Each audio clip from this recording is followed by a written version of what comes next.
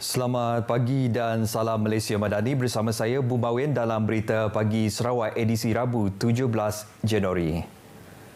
Bahagian Kuching dan Bintulu semalam diisytiharkan sebagai kawasan jangkitan rabies. Menteri Industri Makanan, Komuniti dan Pembangunan Wilayah Datuk Seri Dr. Steve Rudi Utom memaklumkan ia berikutan sebanyak 12 daripada 16 sampel anjing di dua bahagian berkenaan adalah disahkan positif rabies. 8 daripadanya adalah di Kuching, Padawan dan Bau masing-masing 1, manakala 2 lagi adalah di Bintulu. Kesemua anjing yang disahkan positif tersebut adalah berkeliaran bebas dan tidak divaksinasi. Sehubungan itu, beliau mengingatkan orang ramai supaya mengambil langkah lebih berjaga-jaga dan tidak gagal mendapatkan rawatan di klinik sekiranya digigit haiwan berkenaan. Dalam pada itu, Datuk Seri Dr. Stephen memaklumkan telah menandatangani perintah vaksinasi anti-rabies di bawah Seksyen 40-1 Ordinan Kesihatan Awam Veterina 1999. Perintah tersebut mewajibkan semua anjing di negeri ini diberikan vaksin anti-rabies dan penggalak tahunan. Justeru, pemilik anjing harus bertanggungjawab untuk memastikan haiwan peliharaan mereka diberikan vaksin anti-rabies. Mana-mana pemilik anjing atau individu yang gagal mematuhi perintah berkenaan boleh dikenakan denda sehingga RM2,500. Anjing yang sudah terdedah kepada rabies dan tiada bukti vaksinasi yang sah akan ditidurkan. Menurut Jabatan Kesihatan Negeri, Sarawak merekodkan 16 kematian daripada 18 kes rabies dalam kalangan manusia tahun lepas. Beliau menyatakan demikian dalam satu kenyataan media. Pemangku Raja Pahang Tengku Mahkota Tengku Hazanal Ibrahim Alam Shah Ibni Al-Sultan Abdullah Riayatuddin Al-Mustafa Billah Shah berkenan melawat Muzium Budaya Borneo BCM Kuching untuk melihat hazanah sejarah Sarawak. Keberangkatan tiba Baginda Tengku Mahkota ke BCM pada pukul 1.10 tengah hari yang diiringi Timbalan Menteri Belia, Sukan dan Pembangunan Usahawan Sarawak, Datuk Jeral Rentap Jabu dan Timbalan Menteri Utiliti dan Telekomunikasi, Datuk Dr. Abdul Rahman Junaidi telah disambut meriah oleh warga BCM selain orang awam yang mengunjungi muzium tersebut. Lawatan hampir 2 jam ke BCM itu merupakan antara pengisian kunjungan Baginda Tengku Mahkota dalam lawatan rasmi 5 hari ke Sarawak bermula Isnin lepas. Sebelum itu, Baginda Tengku Mahkota telah berkenan melawat Petroleum Sarawak Berhad Petros dan Sarawak Energy Berhad SEB pada sebelah paginya. Tengku Mahkota Tengku Hasanal Ibrahim Alam Shah Ibni Al-Sultan Abdullah Riayatuddin Al-Mustafa Billah Shah berkenan mengunjungi beberapa lokasi menarik di Sarawak, antaranya Pusat Pemeliharaan Hidupan Liar Semenggoh, Kubu Magreta dan Dataran Ibu Pertiwi. Sebanyak RM13,100 disumbangkan kepada salah sebuah keluarga mangsa kebakaran membabitkan 6 buah rumah kedai di Batu Tujuh, Kota Sentosa minggu lalu. Menteri Pembangunan Wanita, Kanak-kanak dan Kesejahteraan Komuniti Sarawak, Datuk Seri Fatimah Abdullah menyampaikan bantuan tersebut kepada Hugh Jehan, salah seorang ahli keluarga kanak-kanak yang meninggal dunia dalam kejadian tersebut.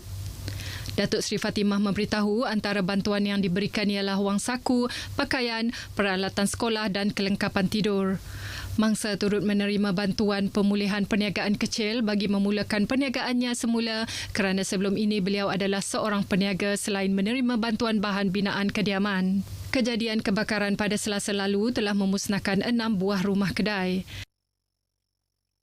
Anggota dan pegawai polis Diraja Malaysia PDRM khususnya di Ibu Pejabat Polis Daerah Kuching dinasihat agar tidak terlibat dengan jenayah narkotik serta rasuah atau salah laku yang boleh mencemarkan imej PDRM.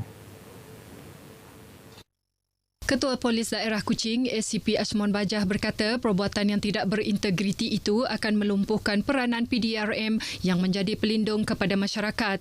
Jelasnya, bagi tahun 2023, 25 anggota lain-lain pangkat terlibat dengan pelbagai salah laku seperti rasuah, penipuan dan jenayah narkotik. Objektif sebenar kita untuk memberikan perkhidmatan yang terbaik kepada masyarakat di daerah Kuching.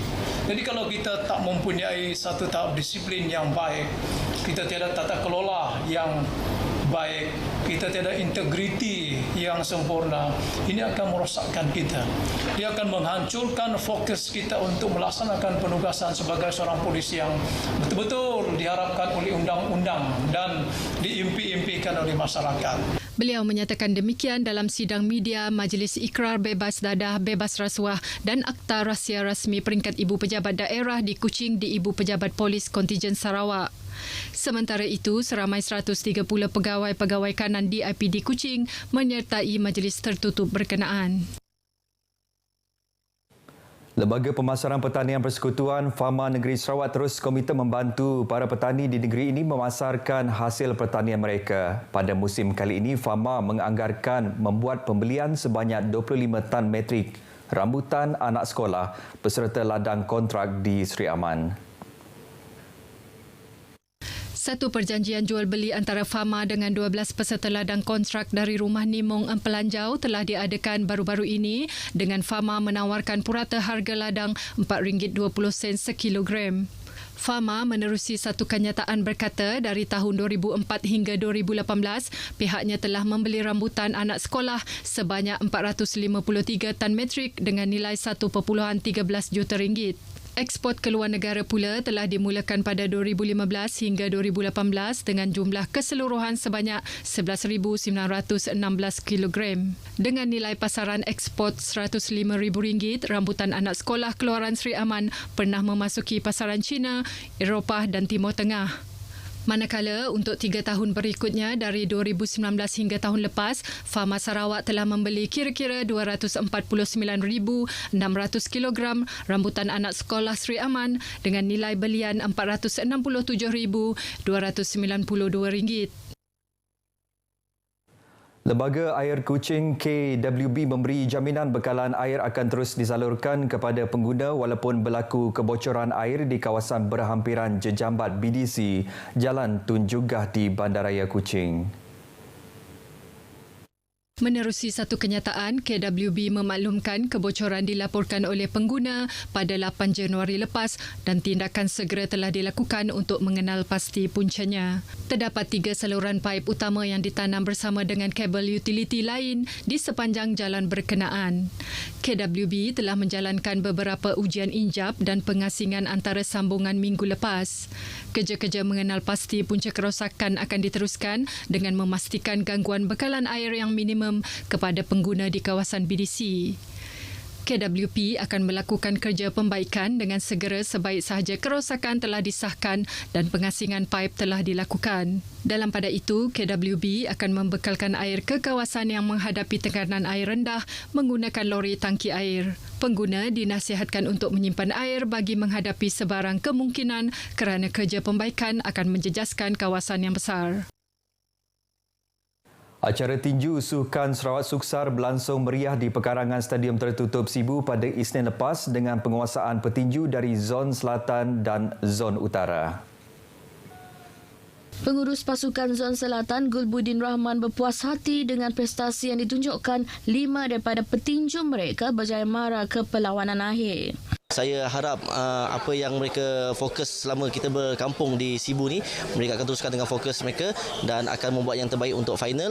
Pasukan Zon Tengah pula yakin mereka mampu mencapai sasaran 4 pingat emas. Pencapaian untuk atlet tinju Zon Tengah memberangsangkanlah kita mensasarkan 4 emas dan sekarang kita dah ada 5 final.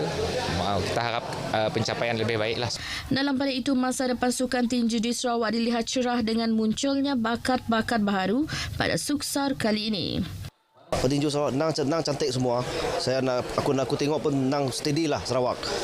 Kalau boleh kita apabila kita ada game lagi, Sarawak pun akan cantik lagi akan datang ni.